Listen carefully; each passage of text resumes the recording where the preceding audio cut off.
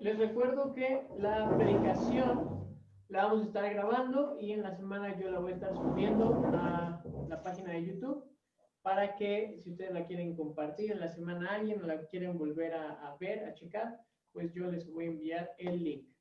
Los videos están ocultos, o sea, si nosotros los buscamos no van a aparecer, es solamente si tienen el link que yo les voy a enviar. Entonces, para que yo en la semana cuando les envíe ese enlace, ustedes automáticamente de ese enlace se lo envíen a la gente que lo quiera que escuche o estudie, ¿no? Entonces vamos a dar inicio a Nehemías capítulo 2, versículo del 11 al 20, es el cierre o la parte 2 de lo que nosotros estudiamos la semana pasada.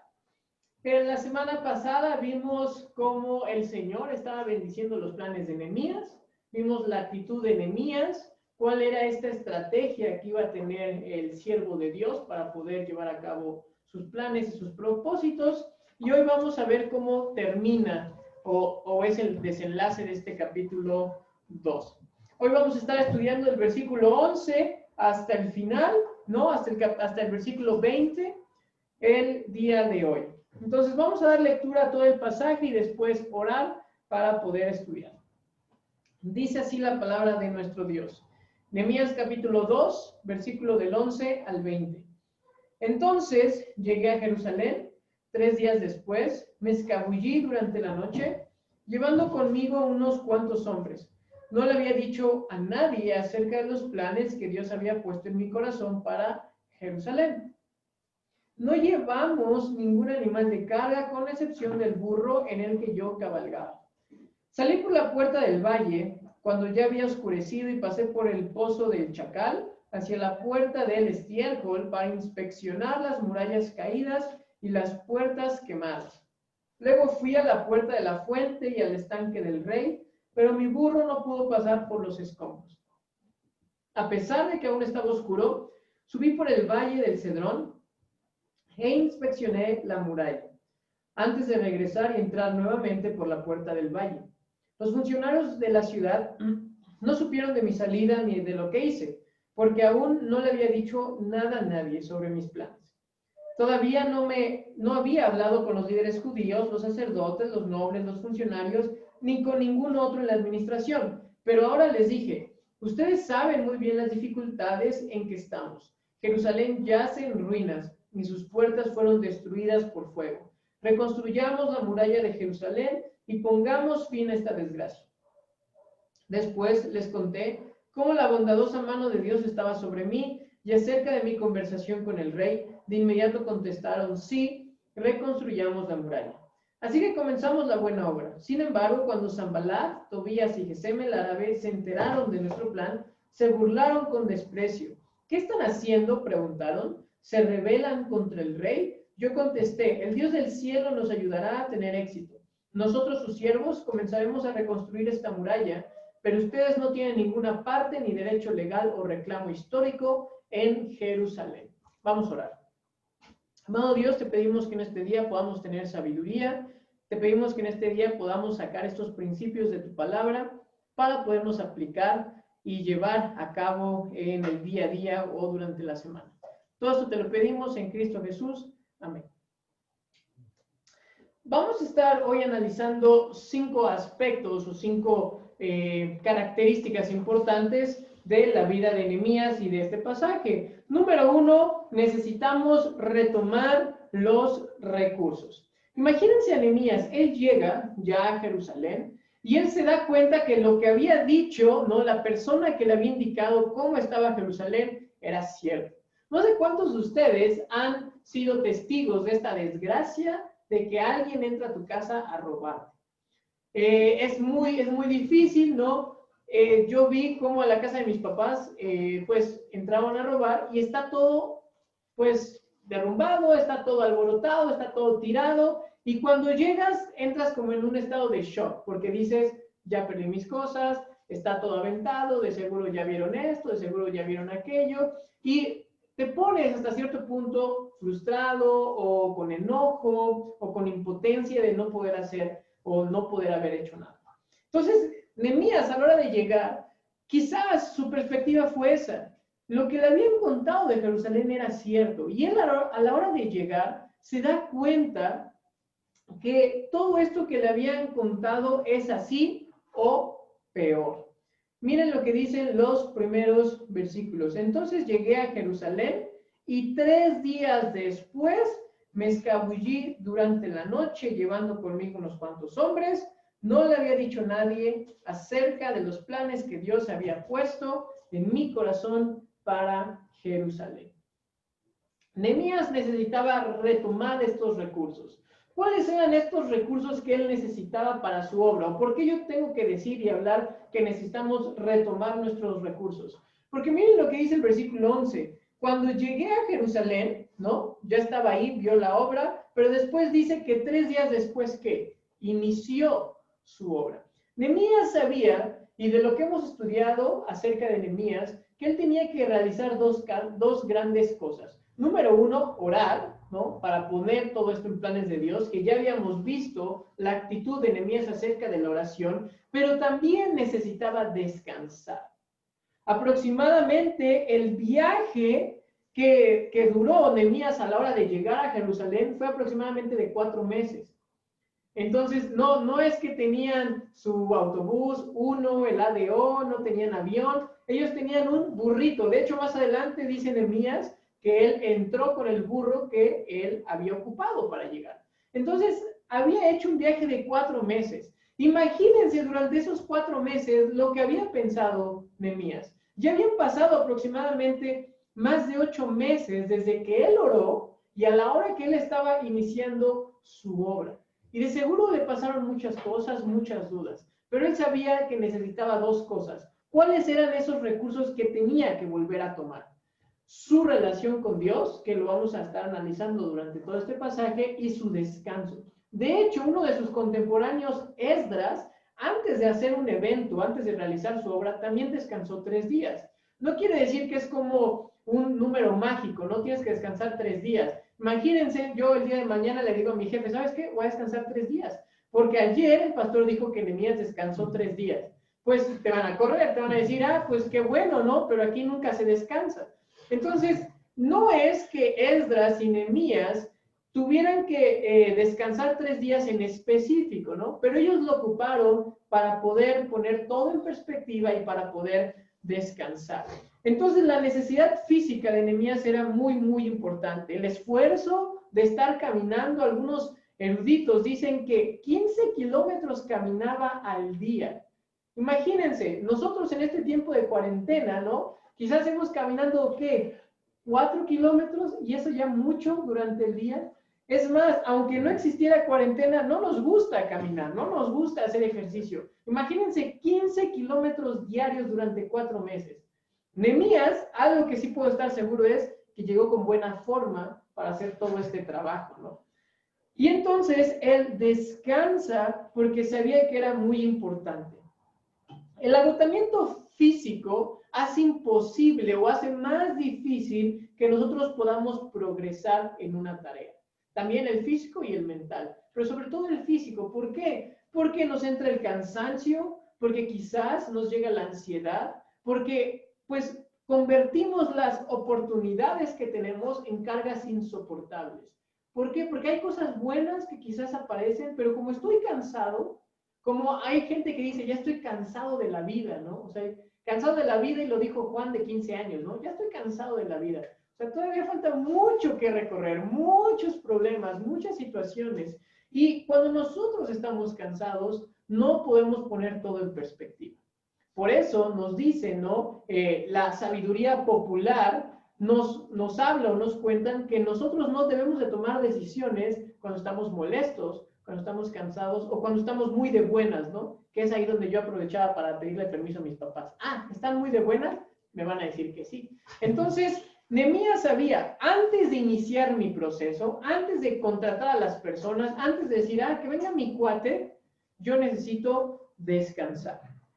¿Qué otras personas descansaron durante el Antiguo Testamento, el Nuevo Testamento, que vemos que necesitaban este descanso para poner todo en perspectiva, para estar otra vez en comunión con el Señor. Uno de ellos en el Antiguo Testamento fue Elías. Después de tantos esfuerzos y sacrificios que él hizo y de enfrentarse, ¿no?, a sacerdotes o a otras personas que adoraban a otros dioses, él está agotado. Tanto es su cansancio y tanto es este agotamiento que pierde la perspectiva. Él le dice a Dios, ¿sabes qué, Dios? Ya quítame la vida, ya no puedo. ¿Por qué? Porque él estaba cansado. Entonces, muchas veces cuando nosotros estamos agotados, fastidiados del día a día, se nos olvida la bondad de Dios.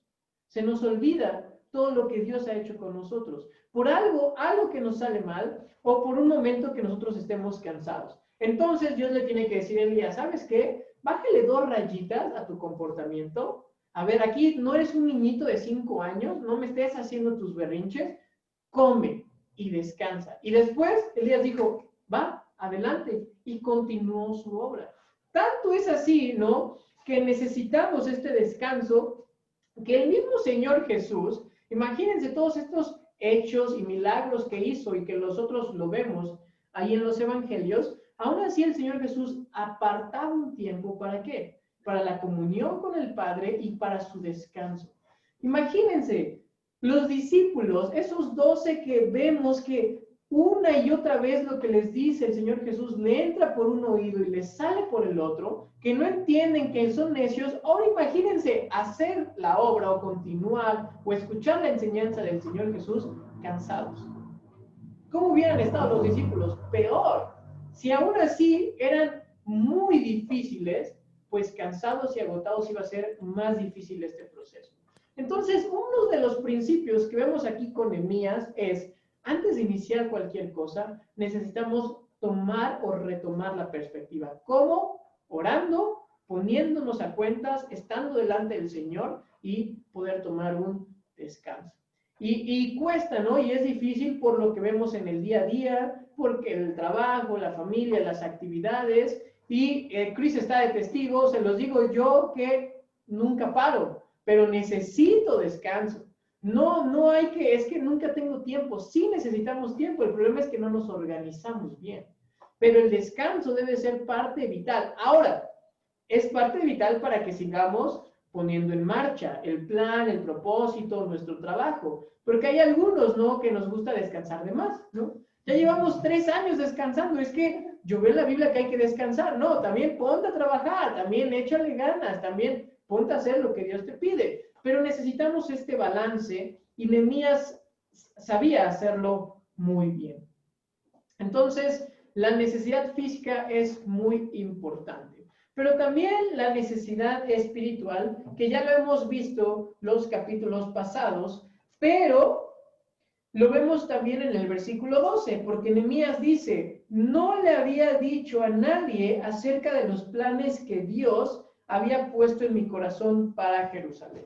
No sabemos el por qué aún no se los había comentado, ¿no? Podemos nosotros suponer, pero Nehemías, al ser un hombre de oración, sabía y podía discernir que la voluntad del Señor todavía no era ¿qué? Hablar, comentarlo, porque podía causar problemas. ¿Cuántos de nosotros luego vamos a hablar, ¿no? Sabemos algo y hablamos, queremos hacer algo y hablamos.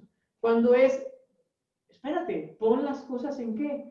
En perspectiva. Necesitas discernir la voluntad de Dios, necesitas orar antes de actuar, antes de poderlo hacer impulsivamente. Descansa, ora, discierne la voluntad del Señor y sigue adelante. ¿Para hacerlo qué? Con sabiduría. Y eso lo vemos en Nehemías en los primeros versículos. Después del versículo 13 al 16, nosotros algo de lo que necesitamos ver o aprender de este pasaje es a evaluar las necesidades. Entonces, número 1, retomar los recursos, que era la comunicación con nuestro Dios y el que nosotros podamos tener descanso, así como Nehemías lo hizo. Pero número 2, evaluar las necesidades. Miren conmigo lo que dice el versículo 3 al 16. Salí por la puerta del valle, por el pozo, y entonces Nehemías pasa por puerta, por puerta, por puerta. Versículo 15, a pesar de que aún estaba oscuro, subí por el valle del Cedrón, e inspeccioné la muralla antes de regresar y entrar nuevamente por la puerta del valle. Entonces, antes de cualquier situación, antes de decir, ok, tú vas a hacer esto y esto y esto, ¿él qué hizo? Evaluó la situación, vio lo que estaba pasando, cómo podían edificar los muros de mejor manera, cuánta gente, cuánto tiempo se iban a tardar, qué necesitaban. Ahí hizo un trabajo de inspección. ¿Y cómo lo hizo? Pues en la noche, ¿para qué? Para que las personas no vieran y preguntaran, ay, ¿qué estás haciendo? Recuerden que en el pasaje anterior nosotros vimos que Sanballat y Tobías, ahí en el capítulo 2, versículo 10, ya estaban ahí en contra de Nehemías. Entonces ellos, al ser personas con poder, con autoridad, pues probablemente tenían gente que estaba ahí nada más de chismosa. Entonces Nehemías dice, bueno, primero necesito inspeccionar, evaluar mis necesidades, ver con qué gente yo cuento. Y solamente se lleva algunas pocas que sabían cómo era el terreno, que sabían parte de las necesidades, y entonces Nehemías ya sabía cómo hacerlo. ¿Por qué Nehemías se tardó tanto en poder desarrollar su plan? Porque Nehemías lo quería hacer bajo la voluntad del Señor, con sabiduría, pero también con excelencia. ¿Por qué necesitaba evaluar las cosas? ¿Se imaginas que Nehemías fuera como algunos trabajadores, ¿no? Mexicanos, ¿no? No sé si ustedes han podido estar en algún punto algo de la construcción o trabajar con personas que se dedican a la albañilería y todo eso, pero te dicen, ¿en cuánto va a necesitar, maestro? No, pues 2 bultos. Solo necesitan la mitad, ¿no? Pero por si algo se ofrece, ¿no? No evalúan las cosas, simplemente las cosas van hacia la marcha. ¿Cuántos de nosotros no evaluamos la situación, no inspeccionamos qué está mal en nuestra vida, por qué está pasando esto, por qué siento, ¿no?, que el mundo se está cerrando? Porque muchas veces la respuesta está en nosotros. Nosotros somos el problema. Nosotros nos sentimos así. Nosotros estamos agobiados. Nosotros sentimos que todo el mundo está en contra. ¿Por qué? Porque hay algo mal en nuestras vidas. Porque hay algo que debemos de dejar. Porque quizás tenemos malos hábitos. Muchísimas cosas. Entonces, muchos de nosotros actuamos al ahí se va, ¿no? Pues, ya el día de mañana lo voy a hacer. O ya el día de mañana voy a poner, ¿no?, en plan lo que necesito, lo que voy a hacer. Pues Nehemías no era así. Y es algo que debemos de imitar, evaluar cuáles son las necesidades, qué era lo que necesitaba para hacerlo de forma excelente para el Señor. Quiero que por favor alguien de los que están aquí pueda ayudarme buscando Colosenses 3, 22 al 24. Asimismo, los que están conectados pueden buscarlo, Colosenses 3, 22 al 24, pero quiero que alguien de los que está aquí reunidos con nosotros le pueda dar lectura, por favor. Colosenses 3, 22 al 24. Siervos, obedezcan siempre en todos sus amos terrenales, incluso cuando no los esté mirando, porque más que agradar a la gente, lo que les debe importar es trabajar honestamente por respeto al Señor. Cuando hagan cualquier trabajo, háganlo de todo corazón, como si estuvieran trabajando para el Señor y no para los seres humanos. Recuerden que ustedes van a recibir la recompensa del Señor que Dios les prometió a su pueblo, pues ustedes sirven a Cristo, el Señor. Entonces, aquí, aunque Pablo, ¿no?, la manera directa les escribe hacia los siervos, a los que tenían amos, y ellos eran pues esclavos o estaban trabajando, ¿no?, de forma muy pesada, muy prolongada hacia una persona, pero también recordemos que a nosotros se nos dice que somos, ¿qué?, siervos del Señor. Entonces, este pasaje no solamente es a estos esclavos que tenían a sus amos, sino también a nosotros, para que todo lo que nosotros hagamos, lo hagamos ¿cómo? Para el Señor, para Dios. Entonces, muchas veces nosotros decimos, pero, y es más, voy a poner el ejemplo más sencillo. En Navidad, no sé si ustedes eran igual de raro que yo, pero yo siempre quería que alguien específicamente me tocara para yo dar el intercambio navideño o que a mí me dieran un regalo. Porque si yo sabía que me iba a dar otra persona, me iban a dar calcetines o me iban a dar cualquier otra cosa que yo no quería. Entonces, muchas veces nosotros decimos, ¿para quién va a ser? ¿Quién te tocó en el intercambio? No, pues tal persona. Es que me cae mal, ¿no? No, pues ahí te va una taza, ¿no? Te voy a dar una taza. ¿A quién me tocó? Ah, necesito quedar bien, o me cae bien, o es bueno conmigo, entonces me esfuerzo. Muchas veces nosotros, dependiendo a quién hagamos, ¿no? Dependiendo quién nos pida las cosas, es como vamos a reaccionar. Entonces, aquí el Señor nos dice que todo lo que nosotros hagamos, lo hagamos, ¿qué? Para el Señor, lo hagamos bien, lo hagamos de forma excelente. Yo les pregunto, ¿qué tanta ciencia podía tener poner muros?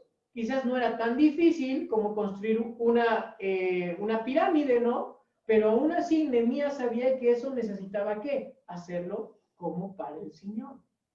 Pero es que, ¿qué tan difícil, qué tan complejo es poder cambiar a nuestros hijos, ¿no? Hacerlo como para el Señor. No, ay, Sofía, ya te hiciste otra vez del baño, ¿no? Ya, te voy a regalar ahí con tus abuelos.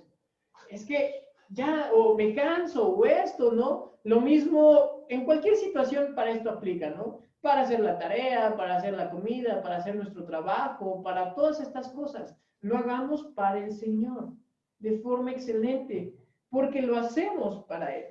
Entonces, Nehemías quiere analizar, quiere saber con qué es lo que necesita para hacerlo de forma correcta. Y el versículo 16 termina diciendo, los funcionarios de la ciudad no supieron de mi salida ni de lo que hice, porque aún no le había dicho nada a nadie sobre mis planes. Todavía no había hablado con los líderes judíos, los sacerdotes, los nobles, los funcionarios, ni con ningún otro en la administración. Pero después en el versículo 17, que ya vamos a ver que él recluta a estas personas, pero aunque no les haya dicho, no dice Nehemías, no le voy a decir a nadie. Dice, todavía no es el tiempo, pero necesito ¿qué? Necesito personas, necesito cooperación. Nosotros no vemos en la Biblia que se nos pida hacer todo sin ayuda de nadie. ¿Cuántos de nosotros tenemos una perspectiva de, si no lo hago yo, no salen las cosas como a mí me gustan? Entonces, si quiero que salgan bien, las tengo que hacer yo. Nehemías sabía lo que tenía que hacer, sí. Nehemías tenía la intención de hacerlo como para Dios, sí.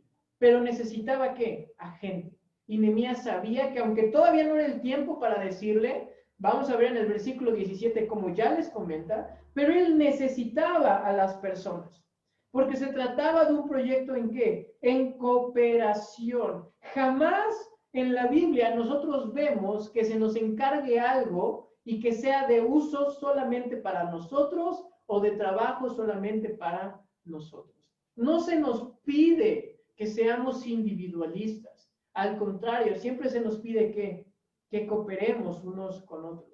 Entonces, si a ti eres una de las personas, ¿no?, que no te gusta trabajar en equipo porque crees que la gente no lo hace bien, pues entonces déjame decirte que no has entendido de lo que se trata el Evangelio. Porque cuando estemos en la vida eterna, te vas a encontrar con personas que jamás se te había pasado por tu mente que necesitabas que a ellos o que las ibas a ver en la vida eterna. Creo que alguien quiere decirlo. Entonces, ¿qué vemos aquí? Necesitamos a las personas para cooperarnos.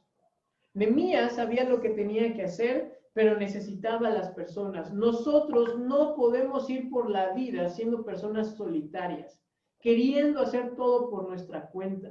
Necesitamos a las personas para que nos apoyen, para que nos ayuden, para que oren por nosotros, para que nos animen, para que nos consuelen. Entonces, ¿qué podemos ver aquí, hermanos? Que Nehemías empieza a reclutar a sus personas y que nosotros en el día a día necesitamos a personas que nos ayuden a aligerar nuestras cargas, a apoyarnos, a animarnos y a no ser personas que solamente les gusta trabajar de forma individualista.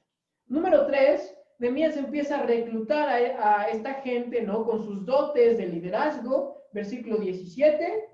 Pero ahora les dije, ustedes saben muy bien las dificultades en que estamos.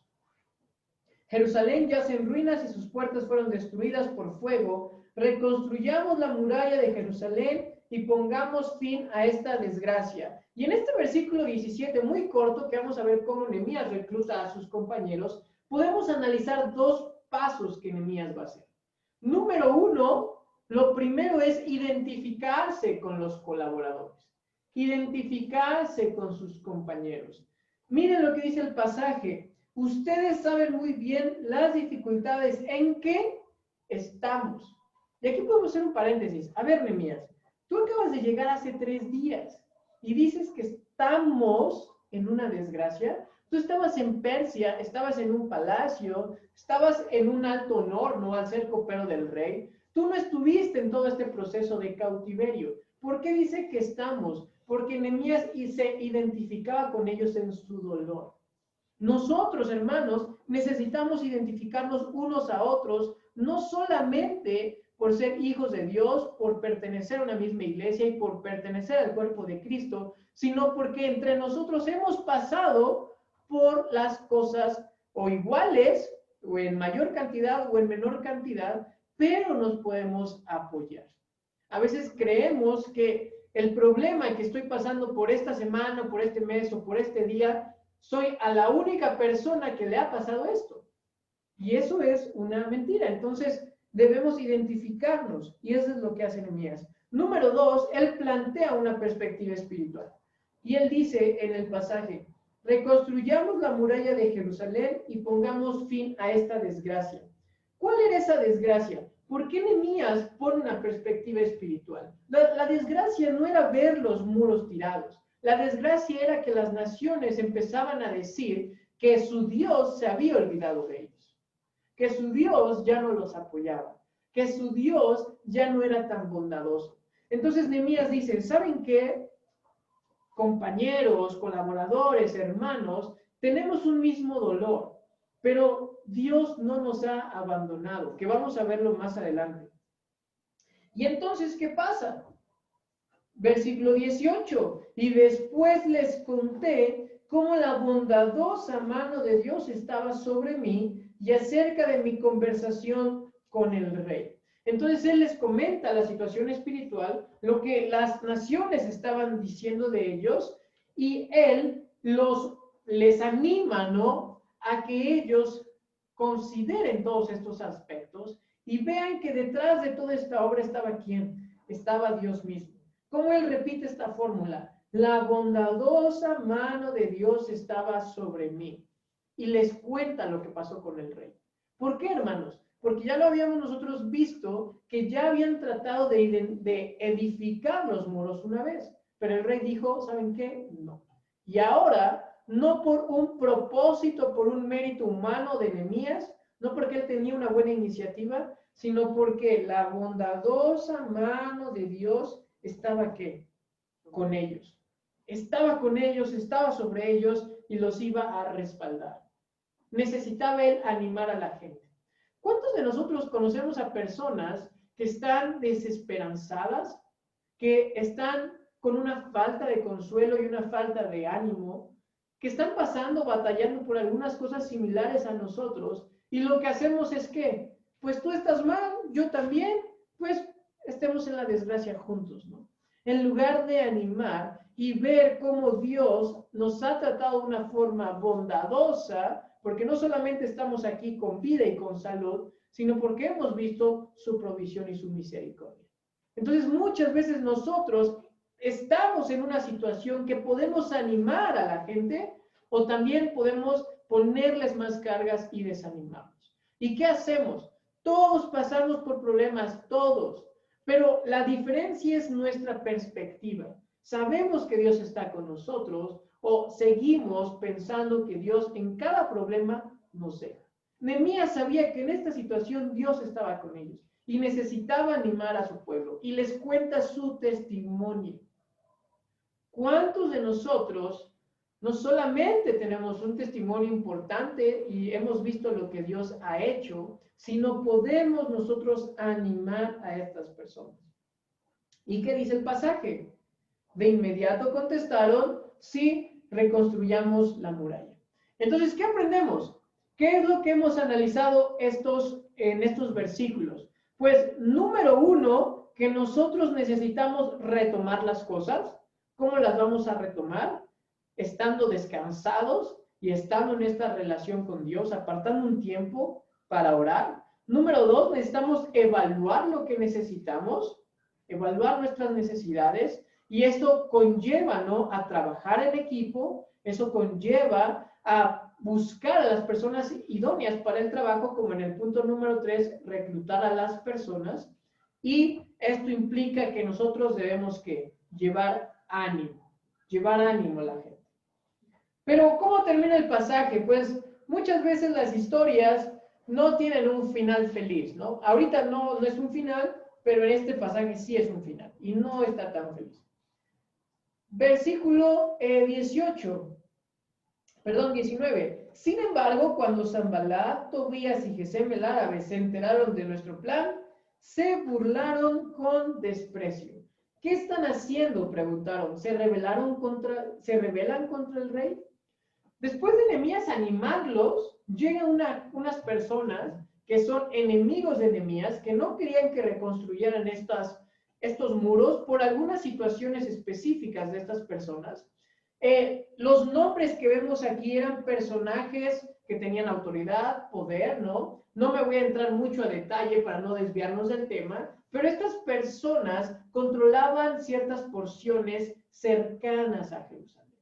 Estas personas tenían intereses políticos, intereses personales y de dinero, obviamente, que no querían reconstruir las murallas. ¿Para qué? Porque si las llegaban a reconstruir, el comercio iba a florecer ahí en Jerusalén. Ellos iban a ser bendecidos, ¿no? Y aparte, ellos no querían que la teología del pueblo de Israel pudiera crecer. Para así ellos decir, su Dios no existe, su Dios ya los olvidó. Vengan a nuestros dioses, ¿no? Entonces, había ahí unos intereses. Y vemos que lo primero que hacen es burlarse y los menosprecian o los desprecian. Piensa, ¿no? ¿Cuántas veces no te han menospreciado o despreciado personas cercanas a ti, familiares, amigos, o personas que siempre, ¿no?, hablan de ti o les gusta el chisme o nada más piensan en ti, que hablan de cualquier cosa? Y entonces nosotros lo que hacemos es que desanimarnos. Decimos, sí es cierto, ¿verdad? Yo no puedo, yo no soy, yo no puedo hacer estas situaciones. Ellos los estaban menospreciando y despreciaban su labor al decirles, ¿por qué están haciendo esto? ¿Qué no ven que su Dios ya los olvidó? ¿Qué no ven que por eso están destruidos? ¿Qué no se quieren rebelar contra el rey? Y ellos pudieron estar tristes. Después de su ánimo estar levantado, ellos pudieron estar destruidos. ¿Cuántos de nosotros, por querer encajar con alguien, por querer pertenecer a un grupo, cedemos cierta parte de nuestros intereses, de nuestra perspectiva, para caerles bien? Aquí Nehemías sabía lo que eran y representaban estas personas, Sanballat, Tobías y Gesem el árabe. Y Nehemías les pudo haber dicho, ¿saben qué? Sí es cierto, ¿verdad? Pero podemos hacer un trato, podemos hacer un acuerdo. Miren, no me molesten, porque no me gusta que me molesten, porque me duele, o porque me pongo triste, o porque me hacen bullying. Eso no dice Nehemías. Nehemías dice, versículo 20, yo contesté, el Dios del cielo nos ayudará a tener éxito. ¿Se dan cuenta cómo Nehemías conocía realmente y de forma muy correcta a su Dios? Él dice, el Dios del cielo, otra vez, se los vuelvo a repetir, cuando Nehemías pone el Dios del cielo, él está enfatizando la providencia y el control que Dios tiene sobre todo. Entonces aquí Nehemías les está diciendo, ustedes no tienen el control. Ustedes, por mucho que ustedes estén en contra, por mucho que recibamos la opresión o el desprecio, ustedes no les importa y no van a hacer nada en esto. ¿Por qué? Porque el Dios del cielo nos va a ayudar ¿a qué? A tener éxito. Vean cómo Nehemías no dice, el Dios del cielo me va a ayudar, o el Dios del cielo me puso a mí para tener éxito. Porque el éxito de la obra de Dios no radica en tus capacidades, radica en tu obediencia. Porque si tú crees que porque pues tienes muchas cosas para dar, muchas cosas que ofrecer, porque tú eres pues un oro puro, ¿no? Una monedita de oro y puedes hacer todo bien. No, aquí radica en la obediencia. Por eso Nehemías dice, ¿saben qué? Yo vine aquí tan lejos para obedecer a Dios, porque Dios es el que me va a dar el éxito. Nosotros, versículo 10, somos sus siervos y comenzaremos a reconstruir esta muralla, pero ustedes no tienen ninguna parte ni derecho legal o reclamo histórico en Jerusalén. ¿Qué vemos aquí? Que aún cuando nosotros estemos cumpliendo el propósito de nuestro Dios, va a haber opresión de muchas partes, va a haber dificultades. Y piensa en esas personas que te dicen, ¿para qué vas a la iglesia si sigues igual? Si no cambias, ¿para qué oras si no nadie te contesta? ¿Para qué esto? ¿Para qué el otro? Y nosotros les creemos esa mentira. Y no vemos aquí que el Señor del cielo está de nuestro lado y que Él va a cumplir su obra y Él va a hacer su voluntad en nosotros. Lo único que nosotros tenemos que hacer es ¿qué? Obedecer. Entonces todo este pasaje se resume en dos cosas. O escuchas a la gente o escuchas a Dios. Y así nosotros vamos a poder tener éxito nuevamente, no por mis capacidades, sino por mi obediencia. El trabajo duro que vamos a hacer con diligencia, con esfuerzo hacia nuestro Dios o como para Él. ¿Cómo podemos aplicar este pasaje, ¿no? Estos pequeños versículos de manera general? Antes de entrar a 5 cosas que quiero dejarles el día de hoy, necesitamos regresar y hacer un análisis de la perspectiva de Nehemías. Quizás muchas veces nosotros estamos tomando malas decisiones porque nuestra perspectiva no es la correcta. No estamos pasando tiempo en oración y en el estudio de su palabra, no tenemos un descanso adecuado, no nos rodeamos de personas adecuadas, ¿no? Y entonces nosotros le hacemos caso a esas personas y nos van alejando más y más de Dios, más y más de su palabra, más y más de esta relación. O quizás nosotros creemos que podemos hacer todo solos, que tú eres el único que hace bien las cosas, que nadie las puede hacer igual que tú, y entonces crees que no necesitas a la gente, pero aquí vemos que necesitamos siempre el apoyo de las personas. Entonces necesitamos nosotros enfocarnos a reunirnos con personas que nos ayuden a crecer, pero también el que nosotros podamos abrirnos y el compadecernos de otras personas, el involucrarnos con esas personas. Pero ¿cómo podemos aplicar este pasaje en 5 pasos o en 5 aspectos muy específicos? Número 1, descansa cuando sea necesario. Sé prudente. Mañana, si tú hoy quieres hacer todas las cosas, quizás mañana iban a seguir, porque nada más lo que vas a hacer es hacer las cosas mal, porque estás cansado. Entonces descansa, toma un tiempo, pon las cosas en perspectivas, sé prudente con lo que tienes, porque si no, con el paso de los años nos vamos a dar cuenta que esas decisiones que tomamos cuando sentíamos que estábamos muy bien, pues están repercutiendo. Entonces, toma el descanso necesario. Número 2, dedica tiempo a la oración y a la lectura de la palabra porque te va a mantener enfocado, animado y listo para ayudar a otros. Todos podemos ayudar a otras personas. El problema es que no sabemos cómo porque no sentimos que alguien nos está ayudando a nosotros. Pero Dios está ahí. Entonces, lee tu Biblia, ora y eso te va a mantener enfocado. Pero no solamente enfocado, sino animado a pesar de todas esas cosas. Y no va a quedar en ti, sino tú vas a querer animar a otros. Vas a querer apoyar a otros. Punto número 3. Si te sientes que estás teniendo desprecio por algún lado o opresión u oposición de algún tipo, permanece firme y serás bendecido. Permanece firme en lo que Dios quiere, permanece firme en tus creencias y vas a ser bendecido. ¿Por qué? Porque vas a estar obedeciendo a Dios. Entonces, si tú crees que hay alguien que te está menospreciando o hay oposición, ¿no?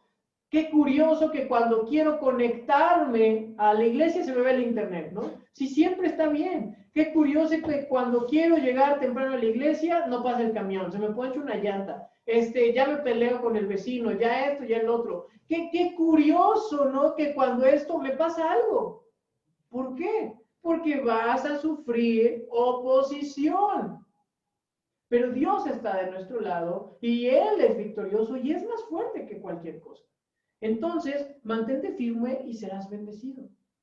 Punto número 4. Impórtate por las personas. Las vas a necesitar para continuar con el propósito que Dios quiere para tu vida.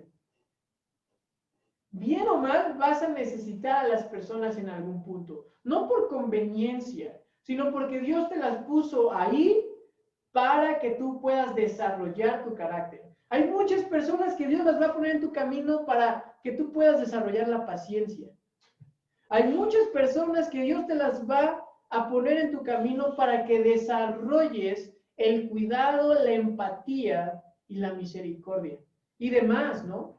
Entonces, si Dios las pone en tu vida, es para que desarrolles, Dios va a desarrollar en ti el carácter para cumplir tu propósito. Y aquí en el punto 4, aquí quiero enfatizar, eso significa también que debemos orar por nuestra iglesia.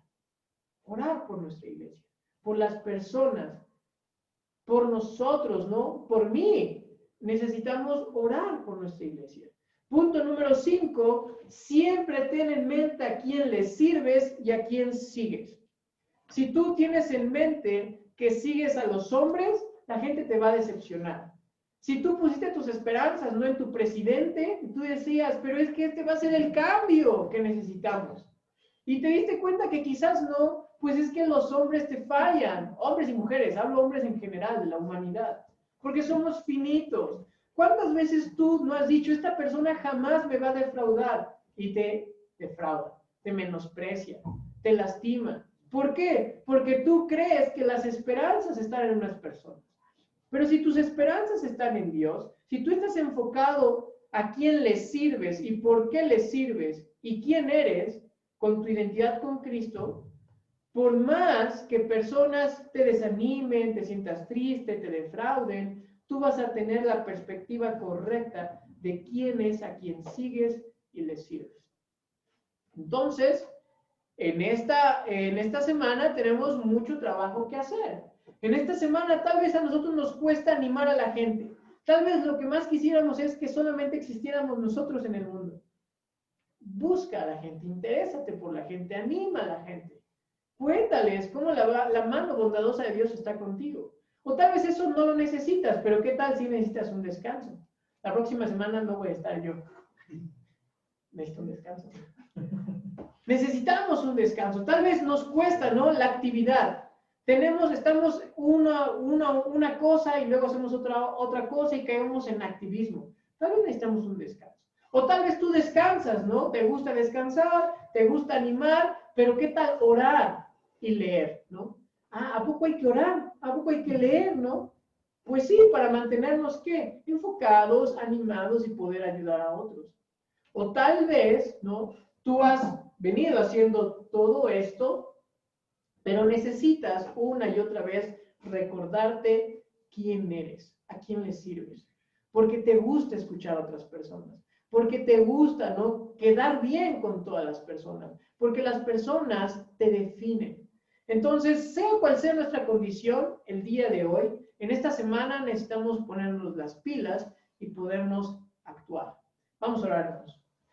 Amado Dios, gracias por tu cuidado, gracias por tu palabra el día de hoy, Señor. Te pedimos, Padre Santo, que nos ayudes a que nosotros podamos mantener la perspectiva correcta. Nosotros sabemos que tú eres un Dios poderoso, que tú abres puertas, que tú sanas, Señor, que tú cambias nuestro carácter.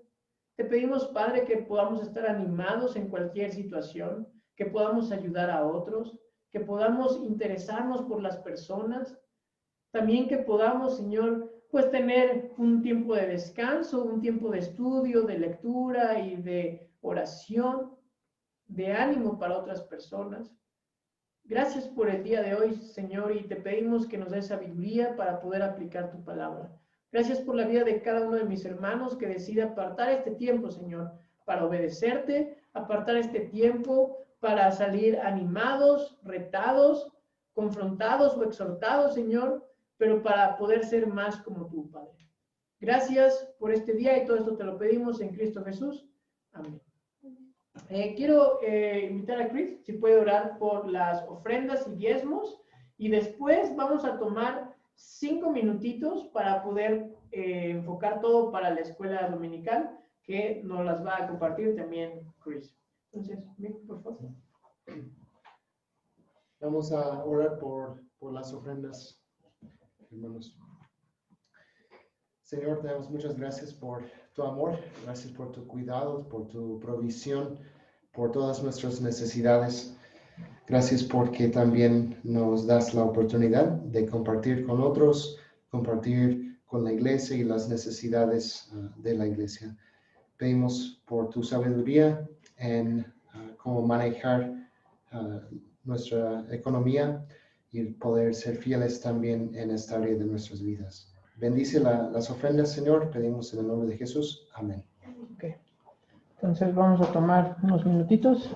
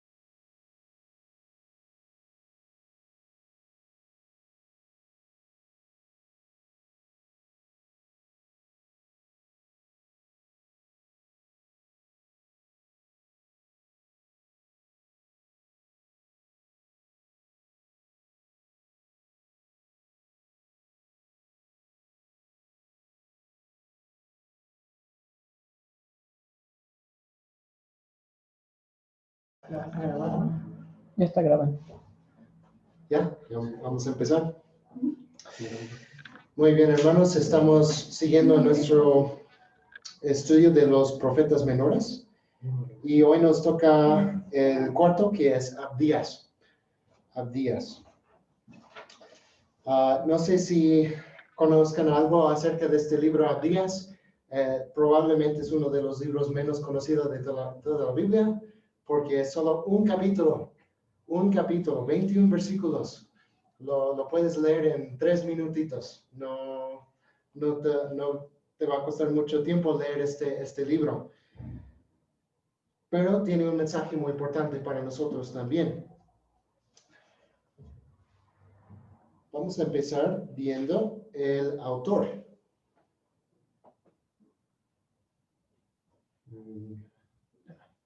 Sí. ¿Puedes clicar ahí en la pantalla?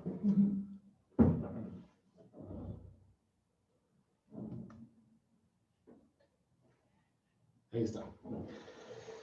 Muy bien. El autor de Abdías. ¿Alguien tiene alguna idea quién podría ser? El autor de Abdías. Abdías. Wow. Son muy inteligentes. Sí. Nos dice el versículo 1. Esta es la visión que el Señor soberano reveló a Abdías acerca de la tierra de Edom. Ahora, ¿qué conocemos acerca de Abdías? Realmente muy poco. ¿Qué significa su nombre? Eso sí sabemos. Su nombre significa siervo del Señor o siervo de Jehová. Viene de 2 palabras en hebreo, Abad, que es siervo, y Yahweh, el nombre del Señor, Jehová. Entonces, Abad Abdías, en español, siervo del Señor o siervo de Jehová. Lo que no sabemos es que si esto fue un título para el autor o si realmente fue su nombre. Porque si recuerdan cuando vimos la introducción a los profetas, que uno de los títulos para los profetas era ¿qué? Siervo del Señor. Era uno de los títulos que vemos muy frecuentemente, especialmente en el libro de Reyes, de Eliseo, de Elías. Muchos profetas se llamaban siervos del Señor. Entonces no sabemos si nada más fue un título que se dio a sí mismo para decir soy un siervo del Señor. Yo también soy un siervo del Señor. Puedo decir soy Abdías, soy siervo del Señor. Entonces puede ser así o puede ser que fue su nombre, no sabemos, pero realmente sabemos muy poco acerca de él. Igual con el libro de Joel que vimos, nada más sabemos su nombre y no sabemos mucho más, porque él no menciona ningún rey, menciona muy poca información que nos puede ayudar también con la fecha, porque la fecha de este libro también es un poco difícil de discernir. Y vamos a ver algunas cosas acerca de esto. No sabemos la fecha exacta de Abdías, pero hay unas referencias en los versículos 10 a 14 que nos pueden ayudar a ver cuáles son algunas posibilidades para una fecha. Los versículos 10 a 14 hablan de la destrucción de la ciudad de Jerusalén, pero el problema es que esto pasó varias veces. Jerusalén fue destruida o atacada varias veces, entonces no sabemos cuál de esas veces fue. Pero aquí hay 4 opciones. En el año 926 a.C., durante el reinado de Roboam, el rey Sisac de Egipto vino a atacar a Jerusalén. Probablemente no fue esa fecha. En el año 845, durante el reinado de Joram, hijo de Josafat, también atacaron a Jerusalén. Yo no creo que esa fue la fecha, pero es la fecha que muchos autores prefieren. Voy a explicar en un momento por qué no creo que sea esa fecha. Número 3, en 830 a.C., durante el reinado de Amasías de Judá, y finalmente en 585 a.C., durante el reinado de Sedequías de Judá y Nabucodonosor de Babilonia. Esa fecha me parece que es la más probable. Y voy a explicar por qué. Esta fecha es cuando es la última parte del reino del sur, fue llevado a cautiverio en Babilonia por este rey Nabucodonosor. Y entonces me parece más probable esta fecha y les voy a mostrar por qué. Porque esta semana estuve leyendo en Jeremías. Y en Jeremías hay una profecía que es casi exactamente igual que lo que vemos en Abdías. Y les voy a mostrar una comparación aquí. En Abdías, versículos 2 a 4, pueden ver la letra que está en verde es exactamente igual, palabra por palabra. Lo que está en Abdías, versículos 2 a 4 y Jeremías 49, 15 a 16. En Abdías dice, el Señor dice a Edom, te haré pequeña entre las naciones. Jeremías 49, el Señor le dice a Edom, te haré pequeña entre las naciones. Wow, casi palabra por palabra ahí. Después, has sido engañada por tu propio orgullo, vives en una fortaleza de piedra. Jeremías 49, 16, has sido engañado por tu propio orgullo. Después, vives en una fortaleza de piedra. Al final dice, te haré caer estrepitosamente. Y lo dice igual en Jeremías 49. Y entonces, cuando estaba leyendo esto, pensaba, wow, es muy parecido a lo que veo en Abdías. ¿Por qué sería eso? Y lo que sí sabemos es que Jeremías escribió ¿cuándo? En 586, el año que cayó Jerusalén al reino de Babilonia. Eso sabemos, eso está seguro, que Jeremías está escribiendo en esa fecha. Entonces, lo que eso me hace pensar es que probablemente Abdías está escribiendo acerca del mismo evento, en el mismo tiempo. Otro pasaje nada más para que puedan ver también esta comparación en Abdías versículo 5 y Jeremías 49, 9 a 10. Hay otro pasaje que es muy parecido. Hay otros también, solamente estoy mostrando estos dos. Pero podemos ver estos dos pasajes que son muy parecidos también. Abdías versículo 5. Si vinieran ladrones en la noche, no se llevarían todo. Los que cosechan uvas siempre dejan unas cuantas para los pobres. Jeremías 49. Los que cosechan uvas siempre dejan algunas para los pobres. Si de noche vinieron los ladrones, ni ellos se llevarían todo. Miren cuánto tienen en común estos dos profetas. Eso me hace pensar que probablemente Abdías está escribiendo más o menos por esta misma fecha que Jeremías, en 586 a.C., cuando cayó Jerusalén a Babilonia. Otra cosa que me hace pensar eso, hace 2 semanas estuve leyendo en los Salmos, y en el Salmo 137 dice esto, en versículo 7. Oh Señor, recuerda lo que hicieron los edomitas. Ahí están otra vez, de Edom. El día en que los ejércitos de Babilonia tomaron a Jerusalén. Destruyanla, gritaron, allánenla hasta reducirla a escombros. Wow. Aquí habla de que los de Edom atacaron también a Jerusalén cuando vino Babilonia a atacar a Jerusalén. Ellos ayudaron a los babilonios. Entonces, eso sabemos, eso está seguro. Y eso me hace pensar que probablemente Abdías está escribiendo por esa misma fecha. Porque los edomitas participaron en este evento cuando los babilonios tomaron a Jerusalén. Y llevaron cautivos a unos 4,000 personas, que si lo pensamos es realmente muy pocas personas, porque antes en el libro de Números leemos que había millones de personas, ¿no? Pero muchas personas ya habían muerto y solo quedaban 4,000 personas que fueron a cautiverio en Babilonia. Muchas personas murieron antes de eso. Entonces, ¿de qué se trata este libro Abdías? ¿Cuál es su tema? Su tema principal es que Dios castiga a los que maltratan a su pueblo. Dios castiga a los que maltratan a su pueblo. Y al ver este libro me hizo pensar en un pasaje que escribió mucho antes, de una promesa que Dios le había dado a Abraham hace 1500 años, antes de este evento. Es de Génesis capítulo 12, versículo 3. Y que dice ahí, bendeciré a los que te bendigan y al que te maldiga, maldeciré. En ti serán benditas todas las familias de la tierra. Dios promete bendición a través de Abraham y al final por medio de Jesucristo. Está hablando de él ahí. Pero lo que dice al principio es que al que te bendiga, yo también bendeciré, y al que te maldiga, maldeciré.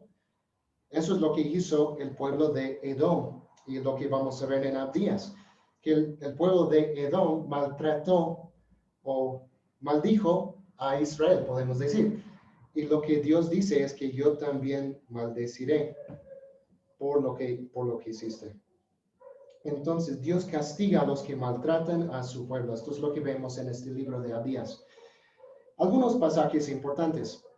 En los versículos 2 y 3 vemos el orgullo de Edom, el orgullo, la arrogancia de Edom. Y Dios dice que va a castigar a Edom por su orgullo. Versículo 2 dice, el Señor dice a Edom, te haré pequeña entre las naciones, serás muy despreciada. Has sido engañada por tu propio orgullo, porque vives en una fortaleza de piedra y haces tu morada en lo alto de las montañas.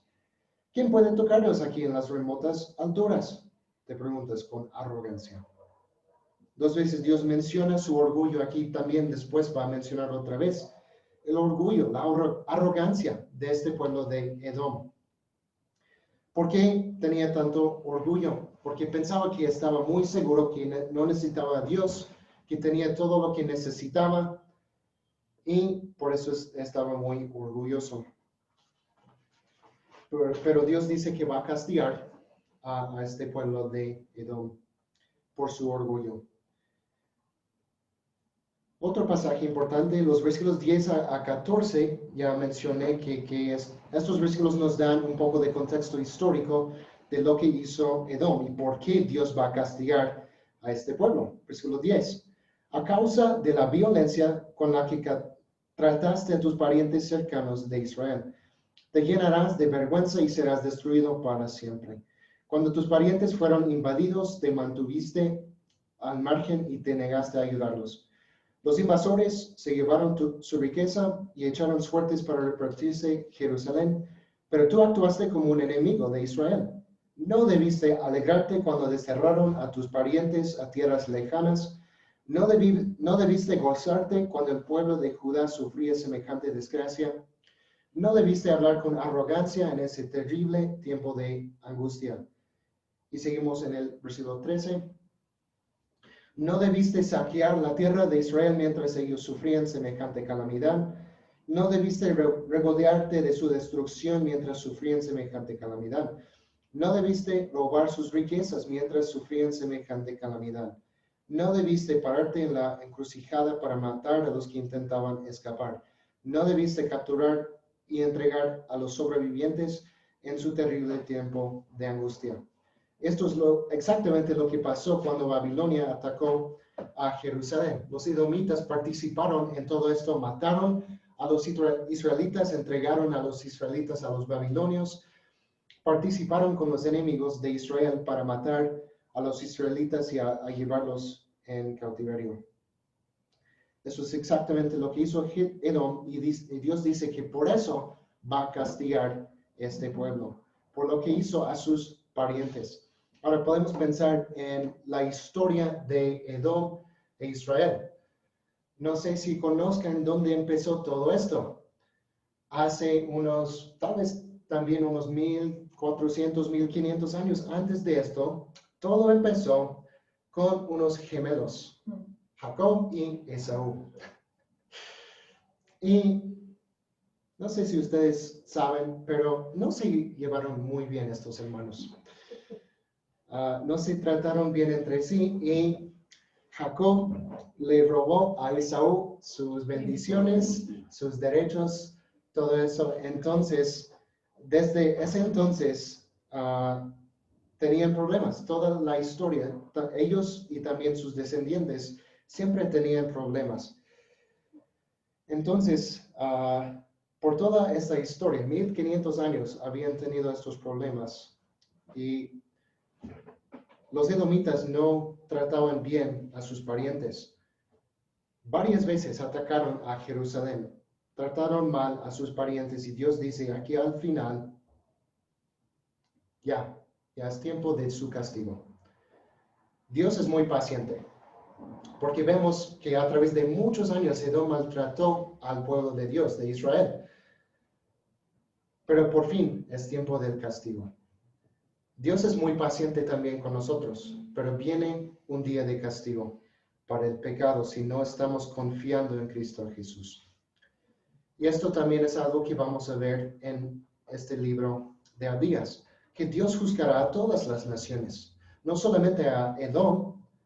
Hemos visto, por ejemplo, en Joel, el día del Señor o el día de Jehová. ¿Qué significa esto? El día que Dios va a juzgar a todos, a todas las naciones.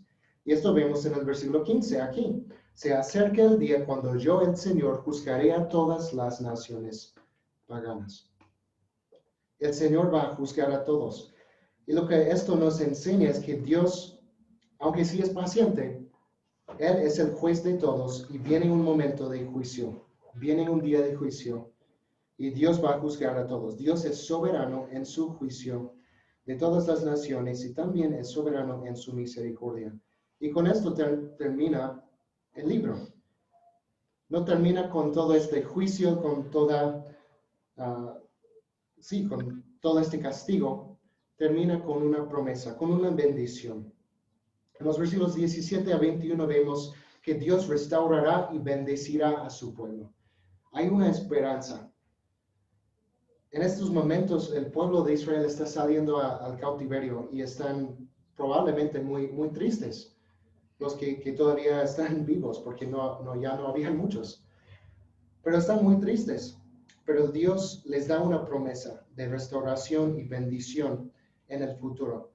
En los versículos 17 a 21 nos dice esto. Sin embargo, Jerusalén será un refugio para los que escapen. Será un lugar santo y el pueblo de Israel regresará para reclamar su herencia. Versículo 20. Los desterrados de Israel volverán a su tierra. Los cautivos de Jerusalén desterrados en el norte volverán a casa. Los que hayan sido rescatados subirán al monte Sión en Jerusalén para gobernar sobre las montañas de Edom y el Señor mismo será rey. Aquí hay una promesa, hay una esperanza para el pueblo de Israel, de restauración, de bendición del Señor. Y me encanta lo que dice aquí al final, el Señor mismo será rey. Otra vez habla de la soberanía de Dios, que el Señor, y sabemos por otras profecías que aquí está hablando de Jesús. El Señor, Jesús mismo será rey sobre el pueblo de Israel. ¿Cómo eran todos los reyes de Israel, de Judá? La mayoría de ellos no fueron buenos reyes. Siempre dejaban algo para esperar. Todavía estamos esperando algo mejor. Todos estos reyes, aún el mejor, podemos pensar en David, que según los libros de Reyes y Crónicas era el mejor rey. Uno de los mejores. ¿Y qué hizo? Mató a un hombre y tomó a su esposa. Y él era el mejor. Pero todavía estamos esperando el rey perfecto, que es Jesucristo. Y nos da esta promesa aquí al final, el Señor mismo será rey. Todavía estamos esperando ese día. Estamos anhelando ese día cuando Jesús venga otra vez y va a ser el rey en Jerusalén, va a reinar sobre nosotros y nosotros disfrutaremos de su reinado. Porque Él es el rey perfecto. Entonces, ¿qué aprendemos de este libro de Abías? Su mensaje. 3 cosas tengo aquí. Número 1, Dios odia el orgullo. Dios odia el orgullo y castigará al orgulloso. Número 2, Dios castiga a los que maltratan a su pueblo. Y esto es el tema principal, pero para decirlo otra vez, Dios castiga a los que maltratan a su pueblo. Y como ya mencioné también, Dios es soberano en su justicia. Él es el juez y va a juzgar a todas las naciones, pero también Dios es soberano en su misericordia, en su amor. Él escogió a un pueblo y nosotros hoy en día somos el pueblo de Dios. También recibiremos su amor, su misericordia por su soberanía. Eso fue la gracia de Dios. El pueblo de Israel no merecía eso. No merecía nada. Pero Dios en su soberanía decidió amar a este pueblo, a nosotros también, nos escogió y tenemos su amor, tenemos su misericordia solo por su soberanía y por su gracia. Entonces, algunas aplicaciones de estas cosas para terminar. Número 1, debemos ser humildes porque Dios odia el orgullo. Debemos ser humildes porque Dios odia el orgullo. Esto es lo que vimos del pueblo de Edom. Su orgullo, su arrogancia. Y nos dice en Santiago capítulo 4 que Dios se opone a los orgullosos, pero da gracia a los humildes. Así que humíllense delante de Dios. Si nosotros queremos recibir la gracia de Dios, ¿qué tenemos que hacer? Humillarnos. Tenemos que ser humildes. ¿Por qué? Porque Dios se opone a los orgullosos. ¿Quieres que Dios se oponga a ti? Yo no quiero eso. Yo no quiero que Dios se oponga a mí. Entonces, ¿qué tengo que hacer? Tengo que humillarme. Tengo que someterme a Dios y ser humilde. Porque solamente así puedo recibir la gracia de Dios. Y número 2, debemos mostrar amor a nuestros familiares y especialmente a otros creyentes. Lo que nos enseña el Nuevo Testamento es que tenemos una familia de la fe. Muchas veces pensamos en cómo podemos mostrar amor a nuestros familiares, a nuestros parientes. Y eso es lo que no hizo Edom. Por eso Dios iba a castigar a este pueblo de Edom. Pero no solamente debemos mostrar amor y compartir con nuestros familiares, también debemos mostrar amor a otros creyentes. Y eso nos dice en Gálatas 6:10. Por lo tanto, siempre que tengamos la oportunidad, hagamos el bien a todos, en especial a los de la familia de la fe. Si somos cristianos, tenemos una familia espiritual que debemos mostrar amor a esas personas, debemos cuidar de ellos y mostrar este amor a nuestros familiares, no solo los que son parientes físicas, sino nuestros hermanos y hermanas en Cristo. Mostrar este amor que Dios quiere para cada uno de nosotros. Vamos a orar para terminar. Señor, te damos muchas gracias por tu amor, gracias por tu palabra, gracias que eres un Dios soberano en la justicia, que vas a juzgar a todas las naciones, pero también eres un Dios soberano en la gracia, en el amor. Gracias por escogernos, por hacernos tus hijos. Gracias que podemos conocerte y tener tu amor y tu misericordia. Ayúdanos a mostrar este amor y humildad a los demás en esta semana. Pedimos tu ayuda en el nombre de Jesús. Amén. Amén. Pues hermanos, estamos despedidos el día de hoy. Gracias por su tiempo. En la semana yo les estaré enviando el link para que ustedes puedan tener acceso a la escuela dominical y a la predicación. Que tengan un excelente día. Dios los bendiga. Nos vemos primeramente Dios la próxima semana. Adiós a todos. Adiós. Benito. Adiós a todos. Saludos, chamacos. Cuídense mucho. Bendiciones. Gracias. Igualmente, bye.